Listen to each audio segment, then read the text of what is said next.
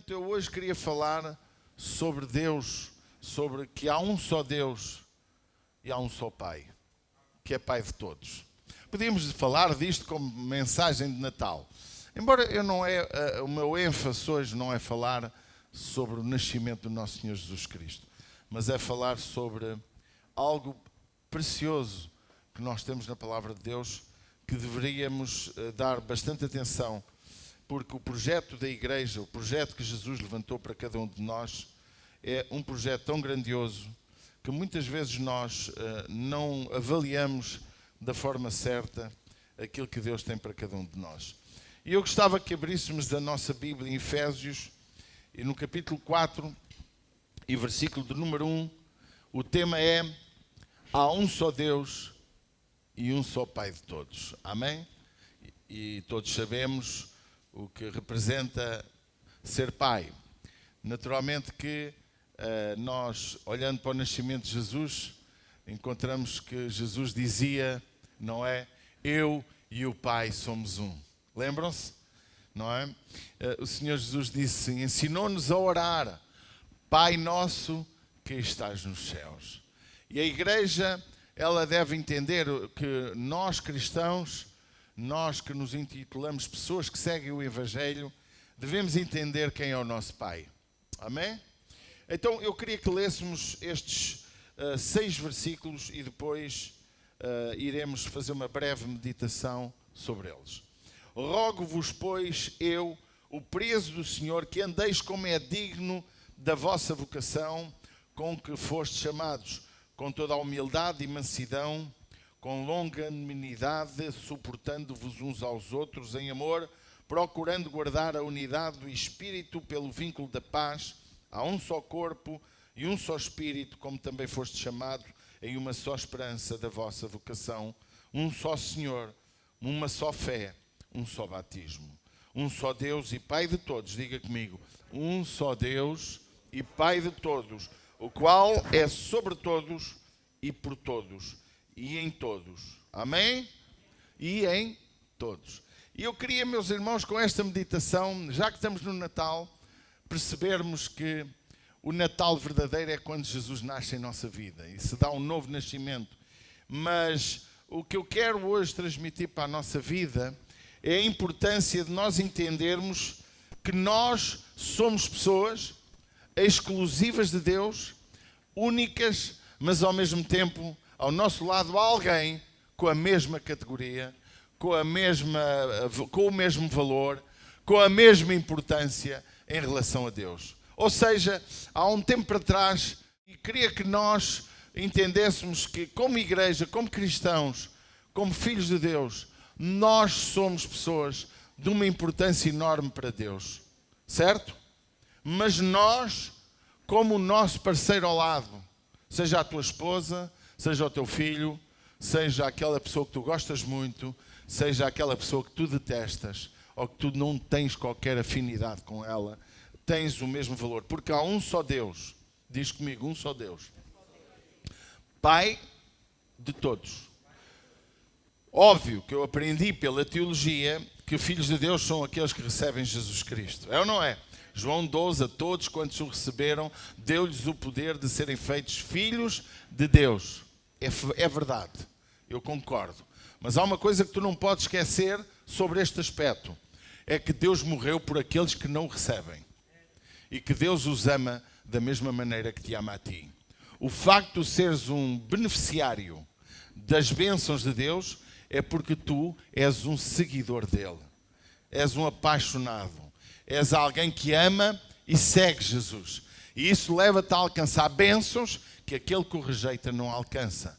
Embora todos aprendemos que a graça, ela se divide em 2 aspectos. É a graça geral, que é a graça para todo o mundo. A graça significa o favor de Deus sobre quem não o merece. A graça de Deus, ela abrange o mundo inteiro, a geral, onde podemos incluir o benefício da água, da luz, do sol, a força da vida que Deus nos deu, aquele espermatozoide que venceu, que és tu aí.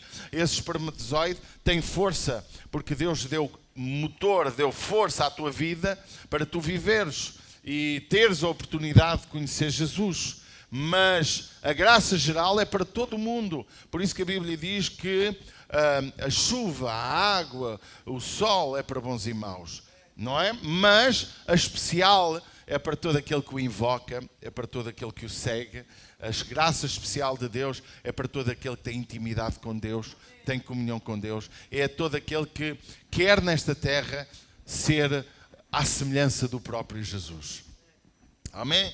E ele diz, há um só Deus e Pai de todos. Porque Deus fez com que o homem fosse criado à sua imagem e semelhança.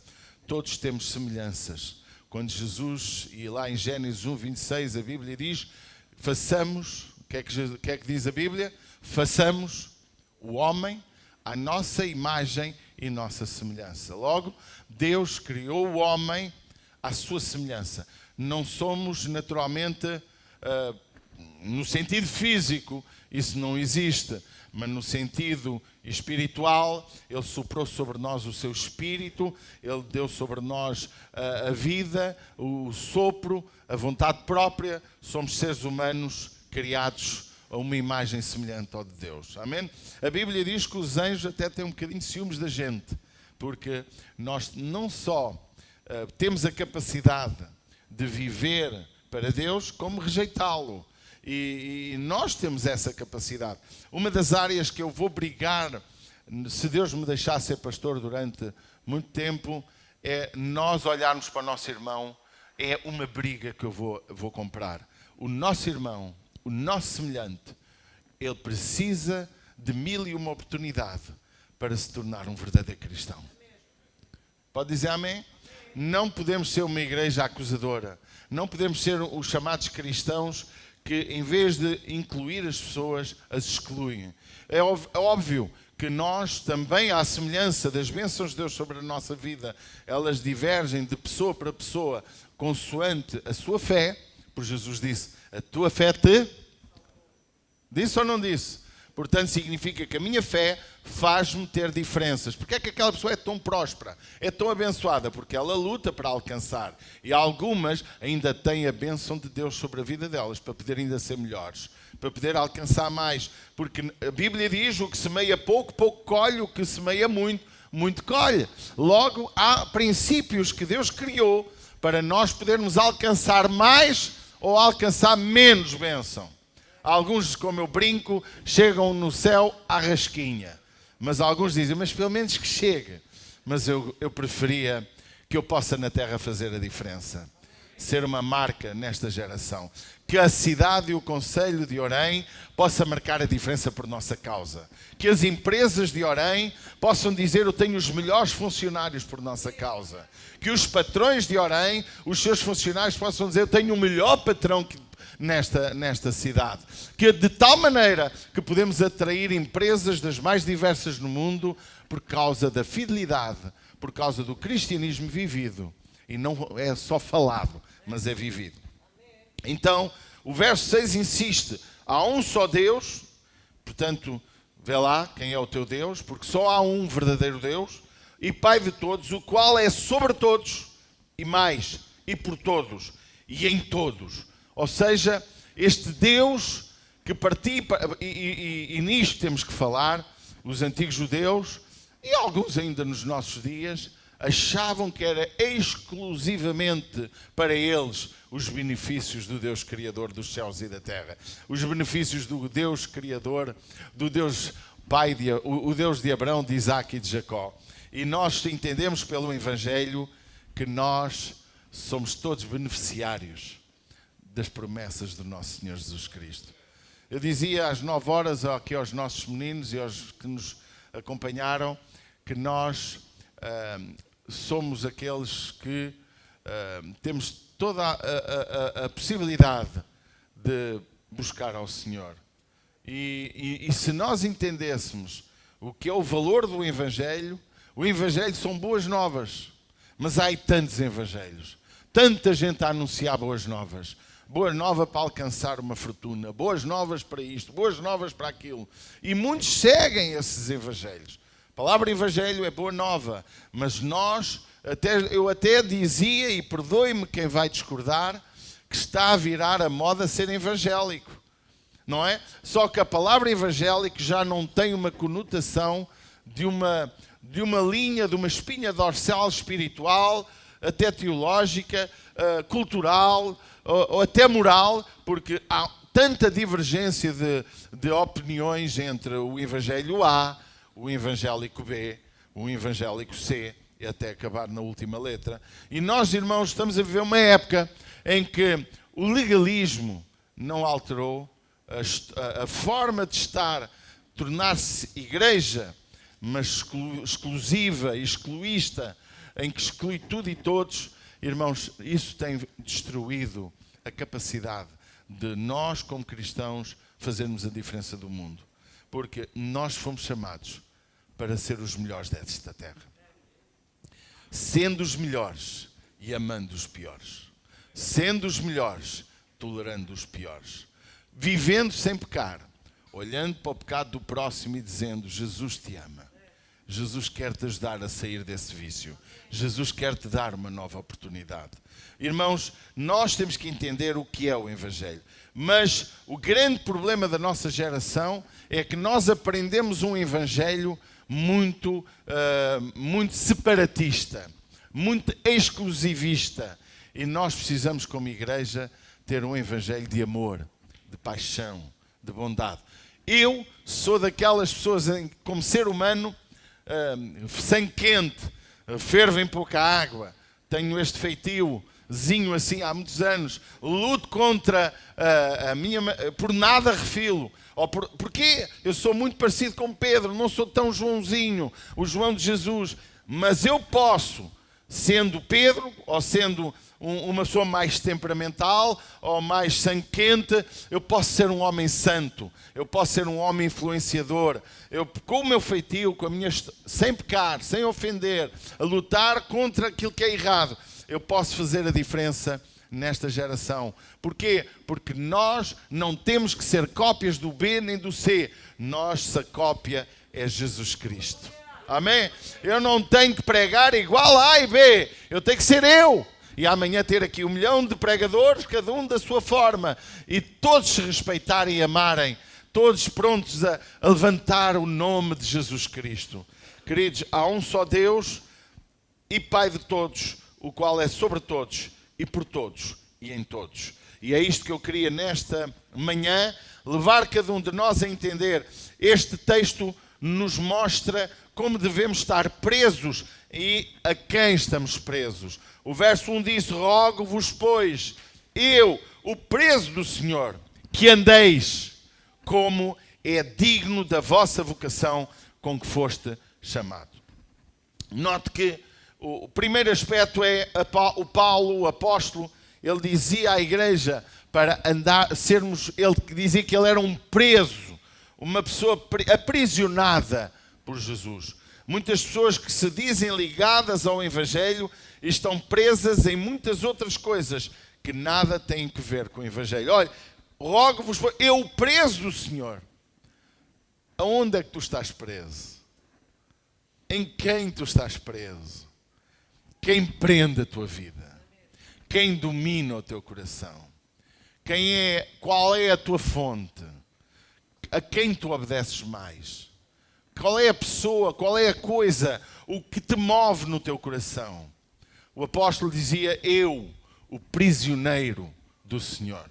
Meus amados, eu espero que o Evangelho de Jesus Cristo, ele possa nos aprisionar. Porque eu gosto muito das palavras que o Senhor Jesus disse, não é? Que nós precisamos de compreender o que significa segui-lo, não é? E até o apóstolo Paulo disse: quem está em Cristo é uma nova criatura. As coisas velhas passaram, eis que tudo se fez novo. Jesus disse: quem me quer seguir, negue-se a si mesmo e tome cada dia a sua cruz e siga-me. Logo, nós temos que entender que seguir Jesus é estar preso a Jesus. E não há dúvida que nós, nos nossos dias, estamos a viver eu na sexta-feira disse uma coisa, mas a ver se eu não perco. Estamos a viver um cristianismo muito superficial. Muitos de nós aprendeu que para ser verdadeiro cristão temos que orar 3 horas por dia. Alguém aqui apanhou que devíamos dar o dízimo do nosso tempo a Deus? Alguém aprendeu isso? Muita gente aprendeu. Temos que dar 2h40 no mínimo em oração. Outros aprenderam que temos que jejuar 2 vezes por semana. Outros aprenderam que vestir esta roupa ou aquela está errado. Outros aprenderam que temos que ir ao culto, sei lá. Aprendemos coisas que nos aprisionaram às coisas. E o nosso coração não estava aprisionado a Jesus. Legalismos. Irmãos, eu quero vos dizer que o Evangelho é a libertação do legalismo. O Evangelho é a libertação de coisas que nos parecem certas. Por isso que Jesus disse aos fariseus: vós errais, vós pecais, porque vocês esqueceram do mais importante. Vocês com as vossas tradições pecam contra o Senhor. Vocês engolem camelos e engasgam-se com mosquitos. Irmãos, e o Evangelho, e tu vais aprender nesta manhã, o Evangelho é muito mais do que legalismos. O Evangelho é a capacidade que cada um tem de viver Cristo e representar Cristo, não é? Há várias pessoas que ensinam, e há uma heresia quase falada, mas que eu 99% dela acredito, nós somos pequenos cristos, não é? Porque ser cristão é através da minha vida as pessoas verem Cristo. Nós devemos ser um bocadinho Jesus, ou não devemos? Porquê? Porque eu não consigo ser perfeito como Ele, mas eu devo amar como Ele.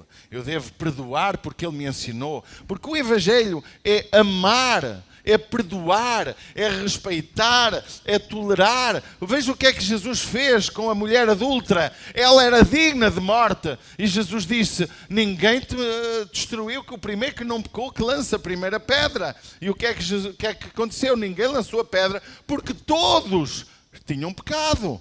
Só que nem todos foram descobertos. E o que é que o Evangelho se tornou em muitos conceitos e contextos? Um lugar de atirar pedras.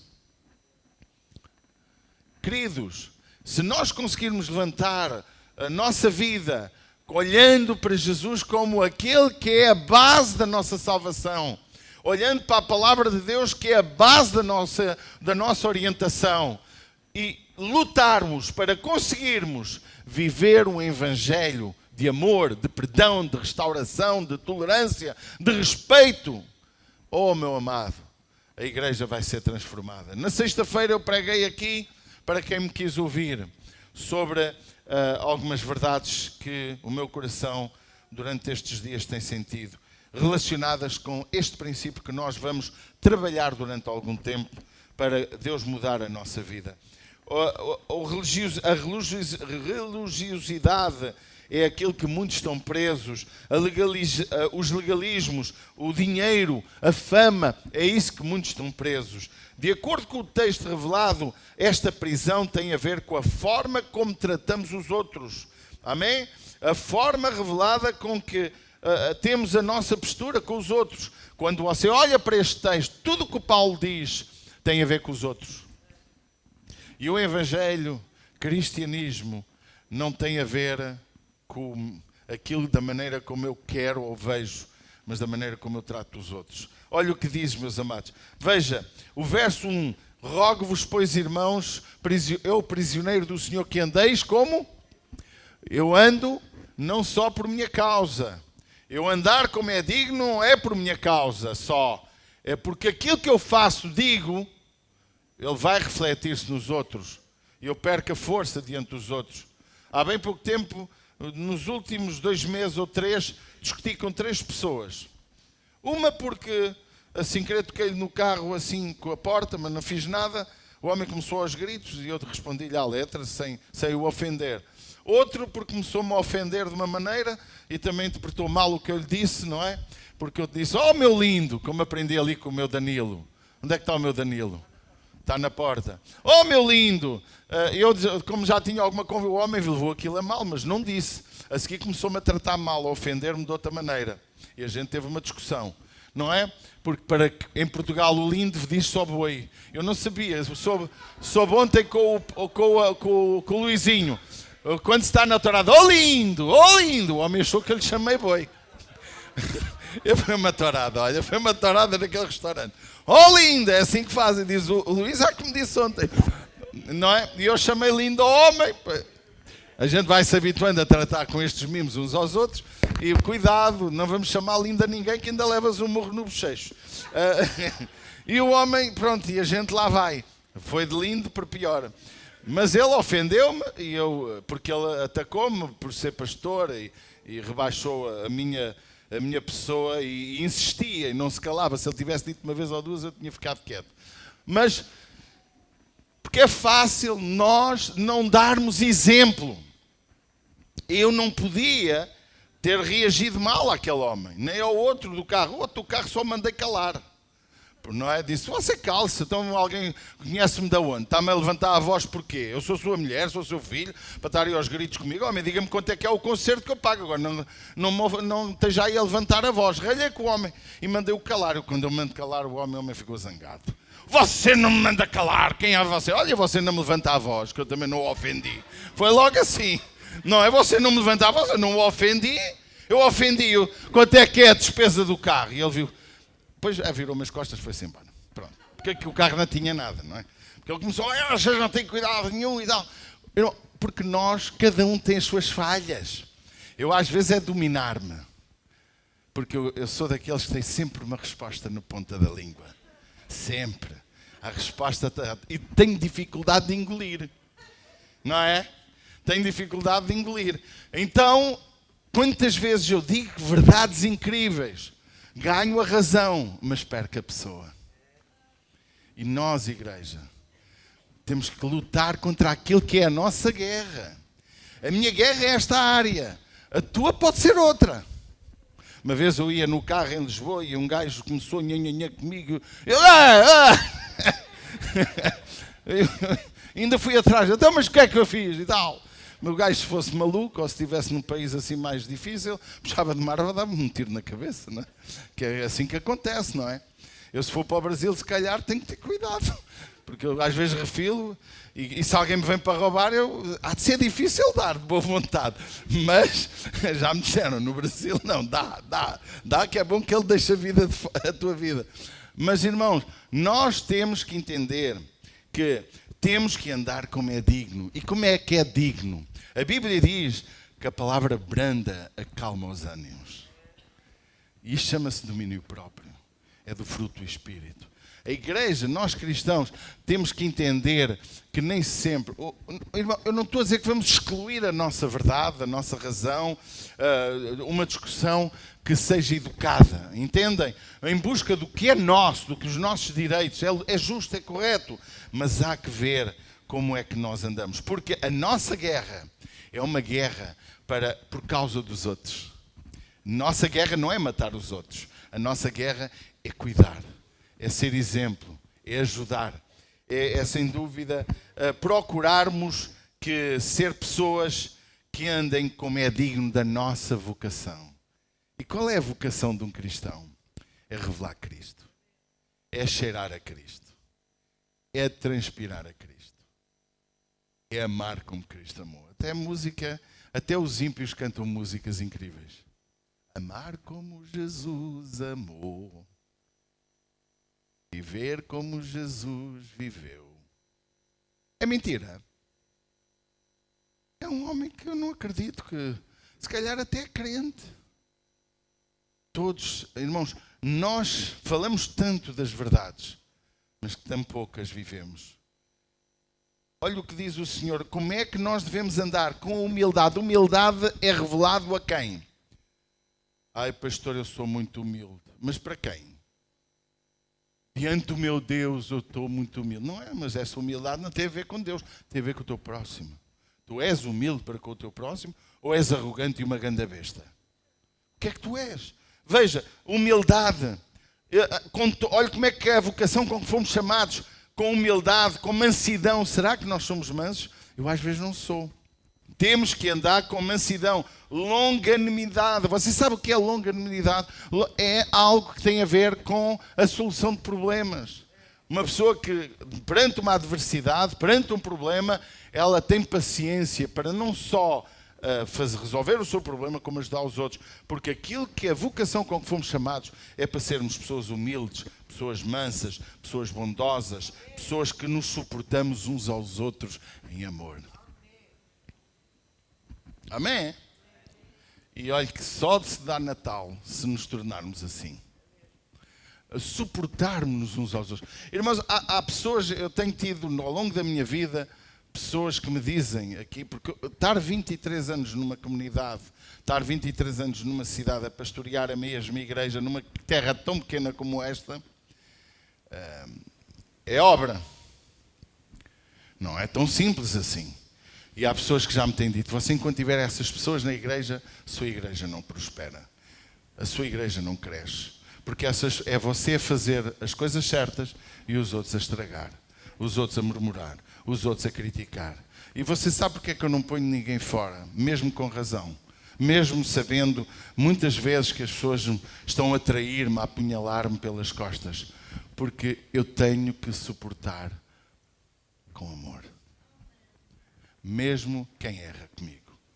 Pastor, mas isso é ser parvo, é ser burro, é ser totó. Meu amado, Jesus então foi o maior totó da história. Porque ele foi injuriado, ele foi maltratado, tentaram no matar não sei quantas vezes, ele nunca errou contra ninguém e ele amou, perdoou. Até na cruz, um malfeitor, um bandido, um homicida foi salvo porque se entregou a Jesus, porque reconheceu quem era Jesus. Suportar-nos uns aos outros, mas procurando guardar a unidade do Espírito pelo vínculo da paz. Isto é, a igreja tem que lutar para ser unida, amém? Através do Espírito Santo, usando a paz. Nós fomos chamados para ser pacificadores. Amém? E a Bíblia Sagrada mostra pela sua palavra que realmente nós só conseguiremos edificar um lugar para Deus de uma forma apaixonante, de uma forma influente, se houver unidade. Jesus disse, Pai, que eles sejam um como nós somos um, ó Pai, para que o mundo creia que Tu me enviaste. Ou seja, uma igreja desunida, em que não há unidade no Espírito Santo, não há unidade na forma de estar, não há unidade no trabalho, não há unidade na forma de se relacionar. Se um diz bem, outro diz mal, outro diz assim, outro ouve, quem ouve não diz nada, mas está a ouvir o que não deve. Irmão, isto não faz bem e não edifica o nome de Jesus. Por isso que a igreja foi chamada para ser uma igreja unida e nós fomos chamados para viver de uma forma digna da maneira como estamos, como nos apresentamos, como somos, numa forma de fazer negócios. Irmãos, eu não entendo uma pessoa de negócios que mente, que engana, que promete, não faz. Irmãos, eu tenho encontrado e eu que tenho precisado de fazer obras, algumas coisas que Deus me abençoou e pude comprar e estou a restaurar para depois arrendar.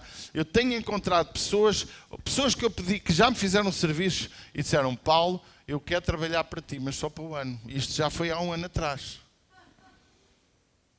Porque eu não consigo, eu não tenho espaço, eu estou comprometido com pessoas que não têm Deus. Irmão, não prometas o que não consegues. Ser exemplo. E tu vais ter clientes que esperam 6 meses por ti, 6 meses, ou até se entregarem a outro, vão ver que realmente tinha valido a pena esperar. Porque o outro prometeu, mas não cumpriu. E tu o que prometeste ias cumprir. Sejamos conhecidos como pessoas de palavra. Palavra de honra. Meu amado, não importa se ninguém descobriu. O que importa é o que Deus sabe, deu respeito. Por isso que nós fomos... E se nós analisarmos estes 6 versos, ele está a falar da nossa relação com os outros. Que é isso que revela quem nós somos. Eu queria te dizer, meus amados, viver o Evangelho não é uma coisa tão simples assim. Tem mais a ver contigo que com os outros. Eu tenho aqui algumas frases que eu pude escrever. O Evangelho não trata só da tua relação com Deus, mas muito mais do que isso e mais profundo. O Evangelho trata da tua relação com os outros. Acima de tudo, a tua relação com os outros. Eu sou evangélico. Eu tenho Jesus. Então mostra como tu tratas os outros. Mostra-me a tua relação com os outros. Ser evangélico, ter Jesus, ser cristão, novo nascido em Cristo, tem a ver com a forma como tu lidas com os outros.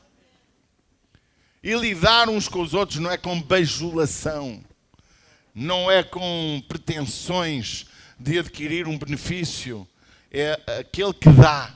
Porque eu, se sou verdadeiro cristão, a minha disponibilidade para o próximo é abençoá-lo e deixá-lo. Há pessoas que dizem que eu sou um pastor, às vezes um bocado desligado.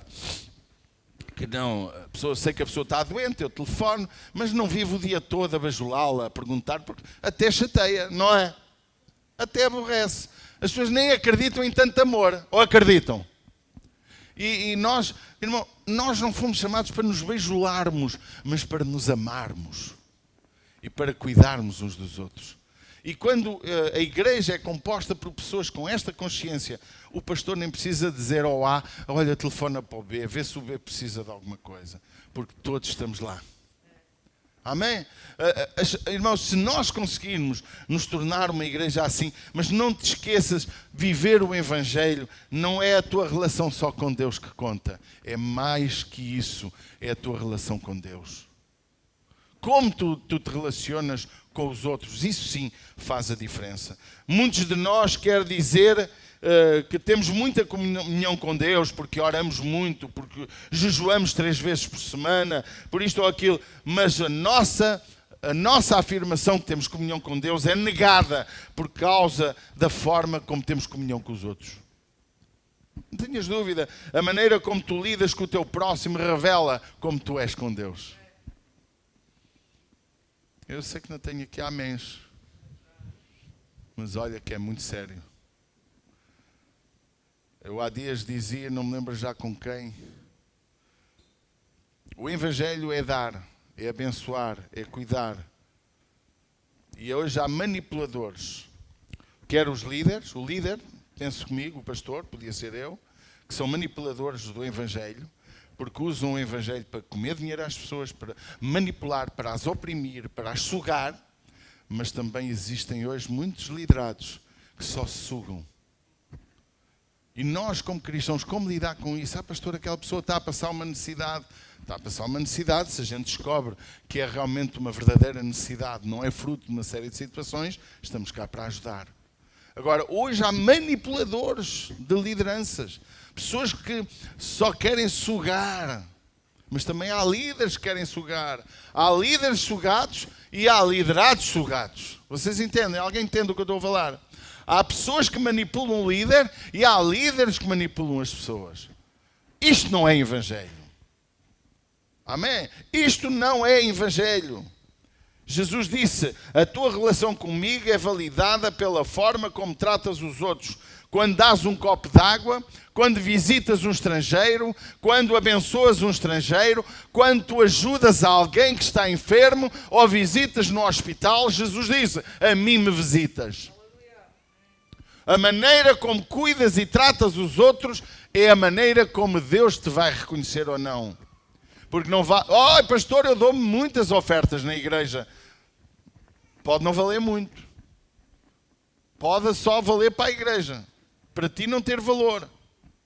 Porque a maneira como tu lidas com os outros, a maneira como tu realças o teu testemunho para com os outros, é essa a diferença que vai fazer.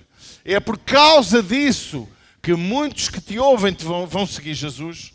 Porque se tu és muito fiel na igreja, se és muito bonzinho na igreja, com os da igreja és um santo e lá fora és o diabo em figura de gente, és um aldrabão, um vigarista, um trafulha, podes ter a certeza que o Evangelho é envergonhado por tua causa. Queridos, nós temos que entender que Jesus disse, a relação que tu tens comigo, ela é revelada pela relação que tens com os outros. Não há outra forma. Por isso que ser igreja, por isso que nós, irmãos, hoje, irmãos, eu sou absolutamente contra uma série de coisas que estão a achar que é certo já. Hoje há para aí os deturpadores da palavra. Mas a igreja tem que receber todo o tipo de pecador, sem os acusar. Porque um dia, o Espírito Santo, que é Ele que convence do pecado, da justiça e do juízo, podem ser transformados. Mas se entrar uma prostituta, um prostituto, um mentiroso, um ladrão, um trafulha, qualquer pessoa errada, que nós excluímos muito, que nós não queremos estar perto, nem queremos que os nossos filhos estejam a meio metro deles. Se essa pessoa entra e não sente que tem lugar para ouvir e para quem sabe ser transformado, ela foge. Ela foge. Agora eu vou-te contar um segredo. O segredo não está em tu fugires das pessoas, porque o meu Jesus comia e bebia com os pecadores. Recebia ofertas da prostituta e daquela mulher que se prostrou diante dele e inundou aquele lugar com um cheiro precioso. Chorou as lágrimas, lavou os pés do meu Salvador e enxugou-lhe com os cabelos. E era uma mulher de má porte. Lembram-se? Só que nós queremos ser melhores que Jesus. E nem lá chegamos e já queremos ser melhores. Porque a nossa maneira de nos relacionarmos com os outros belisca aquilo que queremos honrar. Porque honrar Jesus é a minha vida da maneira como eu trato os outros. Nos negócios temos de ser justos. Contratos é para se cumprir.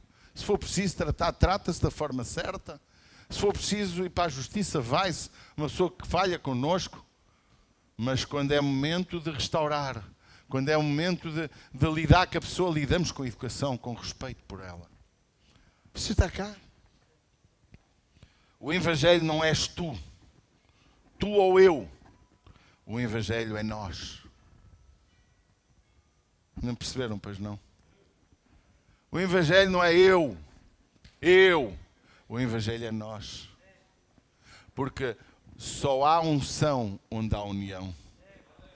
O salmista disse: quão bom e quão suave é que os irmãos vivam em união. É como o óleo precioso que desce sobre a barba, sobre a cabeça e a barba e desce às orlas das vestes de Arão. Porque sem união não há unção. Andamos todos atrás de unção, de cultos muito reteté, muita unção, muito barulho. Eu, meu irmão, não tenho nada contra o barulho, não tenho nada contra estarmos embriagados do Espírito, não tenho nada contra profecias, eu tenho contra tudo que é falso relacionado com isso. Porque vale eu estar aqui a profetizar para toda a gente e sair lá fora e ofendo toda a gente, minto, engano, roubo, traio. Que evangelho é o nosso? Que cristianismo nós queremos viver? Meus irmãos, estamos tão preocupados agora, os sinais dos últimos dias, e vai haver o arrebatamento. Irmão, vai haver o arrebatamento, vai. Jesus vai vir, está prometido. Mas eu quero é estar preparado. E não quero pregar o evangelho do medo. O evangelho da salvação, do amor, da restauração, o evangelho de perdoarmos, de ajudarmos, seja ele quem for que chega à igreja. Lógico, eu não vou pôr aqui um prostituto a pregar, a não ser que me engane. Não vou pôr um prostituto a cantar, a não ser que me engane. Sou humano. Jesus teve um ladrão ao pé dele. Teve ou não teve? Ele diz que era ladrão desde o início. Queridos, quem somos nós para querermos ser melhores que Jesus? Os fariseus trouxeram a adúltera e disseram: está escrito. Mas eu sei muita coisa que está escrita. Não precisamos de usar o que está escrito para atacar os outros. Usa o que está escrito para te atacar a ti. Porque 1 Coríntios diz: se nos julgarmos a nós mesmos, não seremos julgados. Deus não é um produto para ser vendido. Ouça com atenção. Deus não é um produto para ser vendido. Deus é para ser vivido. Vocês deviam dar um aplauso. Eu sei que vocês não estão a gostar da mensagem. Deus é para ser vivido. É que nós aprendemos também que com Deus há troca. É como a teologia da retribuição. Você sabe qual é a teologia da retribuição? Eu dou-te em troca de... É como se diz na gíria: não há almoços grátis. Porquê é que não há almoços grátis? Porque sempre tem uma intenção aquele almoço. Agora, quando tu pagas um almocinho a alguém que sabes que não te vai retribuir. Quando tu dás algo a alguém que não te vai retribuir. Quando tu investes o teu tempo em alguém que te não vai dar nada e até é capaz de dizer mal de ti. Quando tu amas alguém que não te vai amar, quando tu perdoas alguém que sabes que vai pecar contra ti a seguir, tu vais chegar ao momento e estou farto de perdoar este gajo. Mas a ordem é: perdoa. Sempre. Porque se tu fizeres uma análise a ti próprio, tu vais ver que estás sempre a pecar contra Deus. A teologia da retribuição, meus irmãos, passa por adorar a Deus porque Deus me dá algo. Isso é o evangelho da retribuição, da troca, que acontece muitas vezes e com muita gente, sem amor, simples troca comercial. E queridos, eu talvez precise pregar a mensagem da retribuição para ver se a igreja tem dinheiro. Mas eu quero te dizer, esta igreja nunca pregou isso. E a não ser que eu perca a cabeça, há que algum dia vou pregar isso. Porque eu vejo as pessoas a darem com amor e não com troca. Eu vejo nós honrarmos Deus não por medo dele, por causa do gafanhoto, como diz lá, Macabeus, não é? Trazei os dízimos. Irmão, eu nunca vou dizer que não é para dar o dízimo, porque Jesus disse para dar. Agora, quem não quer dar, não dá. Agora, óbvio, temos regras, temos princípios. Obviamente que a igreja não pode valer tudo, tem que haver princípios, mas quem não dá não pode ser discriminado, porque há de vir o dia que ele vai mudar de atitude. Amém? Não dá, não dá. Pronto, não serve, não adora, não toca, tudo bem. Tudo bem, não pode, a gente não pode andar aqui a fingir aquilo que não é. Mas, amados, ninguém por não dar o dízimo deve se sentir amaldiçoado dentro da igreja. Porque já basta ele saber que está errado. Ninguém por ter cometido um erro. Porque, irmão, deixa-me dizer, qual é o maior pecado? É não dar o dízimo ou ofender alguma pessoa lá fora? Qual será o pior pecado? Vou-lhe dizer qual é o pior pecado. Os dois são pecados e os dois, que são, segundo a Bíblia, estão errados. Mas quando tu ofendes alguém lá fora, tu não ofendes só Deus. Quando tu não dás o dízimo, tu ofendes a Deus e a igreja. Porque não estás a ter amor nem fidelidade para com Deus. Mas quando tu ofendes o próximo, estás a ofender alguém que Deus ama muito.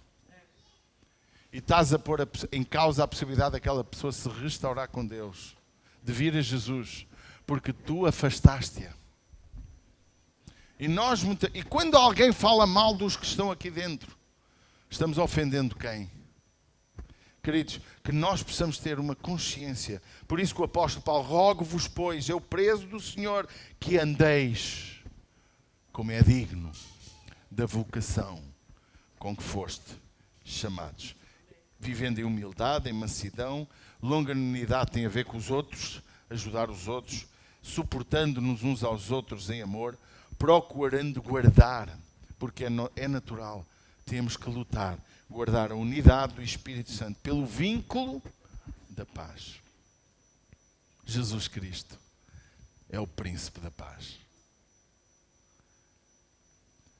Eu não sei quantos de nós, eu sei que era tão mais fácil chegar aqui e dizer-vos, vamos agora dar uma enorme oferta para restaurar o nosso coração com Deus. Vamos agora cada um dar 50 euros. Quem quer dar 1000? E se calhar havia alguém que dava. Porque era a manipulação sobre a tua vida financeira, em troca de um benefício de Deus. Mas o Evangelho não é isso.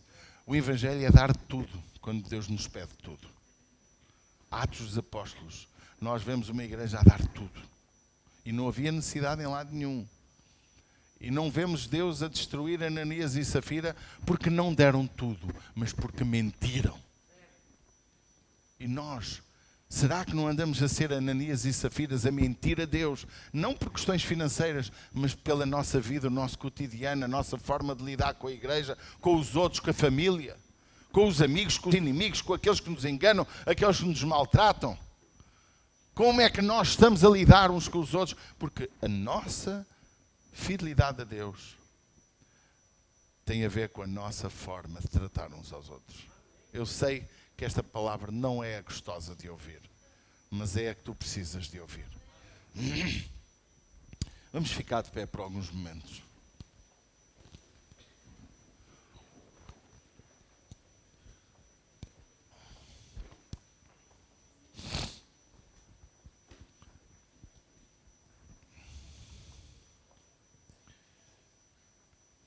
Nunca te esqueças, o Evangelho não és tu, não é eu, é nós. A igreja de Jesus será levada para Jesus. E aos nós. Eu não sei se tu tens alguma coisa contra mim, contra A, contra B neste lugar. Também não sei se no passado falaste mal de A, de B, fizeste mal. Mas uma coisa eu sei. Jesus está aqui na pessoa do Espírito Santo para poder restaurar o teu coração. Fazeres aliança com Deus. Aliança para fazer a diferença nesta geração. Esta geração mística, em que as pessoas procuram tudo o que é místico. Nós queremos Jesus, o verdadeiro Evangelho. Não vendas mais Jesus. Não digas mais, não troques Jesus por coisas, nem vendas Jesus por coisas.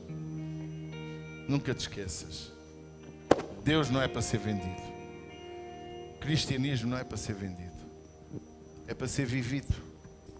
A maneira como lidas com a tua mãe, com o teu pai, com o teu marido, com a tua esposa, mesmo que eles estejam errados, mesmo que eles pequem contra ti. Ser cristão é mostrar o teu amor para com essas pessoas. Você quer fechar os seus olhos?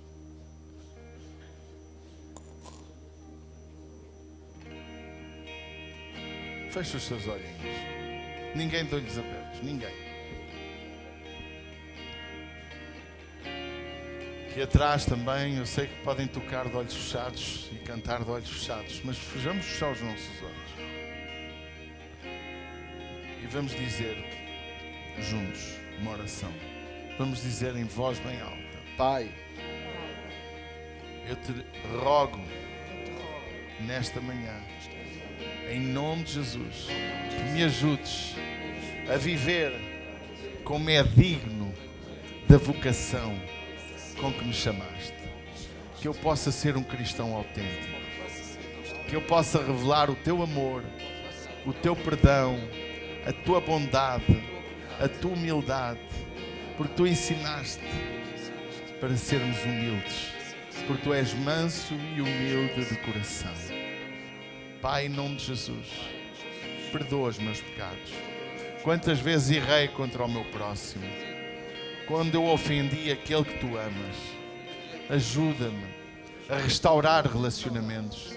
Como o salmista dizia no Salmo 23, prepara uma mesa perante mim, na presença dos meus inimigos. Pai, que eu possa ter uma mesa para restaurar relacionamentos. Pai, em nome de Jesus, limpa o meu coração. Retira esta agressividade da minha vida. Este feitio revoltado, exaltado, nervoso, ambicioso, ganancioso, invejoso. Retira de mim, Pai, e ajuda-me a ser um homem, uma mulher com o coração de Jesus Cristo. Pai, planta o teu coração no meu coração, tal como o teu servo dizia em Filipenses 2. Eu quero ter os sentimentos que há em Cristo Jesus. Pai, em nome de Jesus, ajuda-me a ter os teus sentimentos e a poder nesta terra, neste lugar, fazer a diferença. E por minha causa, multidões vêm à tua presença. Por minha causa, pessoas serão curadas das suas enfermidades. Por minha causa, multidões se converterão a ti. Por minha causa, se levantarão homens políticos sem ser corruptos. Por minha causa, homens e mulheres que são errados, que vivem de forma errada, serão transformados. Porque um dia eu falei do teu amor e essas pessoas receberam-te como Salvador. Pai, em nome de Jesus, eu te entrego o meu coração. Eu consagro a minha casa, a minha vida, a minha família, os meus negócios, o meu trabalho, para a tua glória. Usa tudo o que é meu, tudo o que sou, tudo o que tenho, para a tua glória. Em nome de Jesus Cristo. Amém.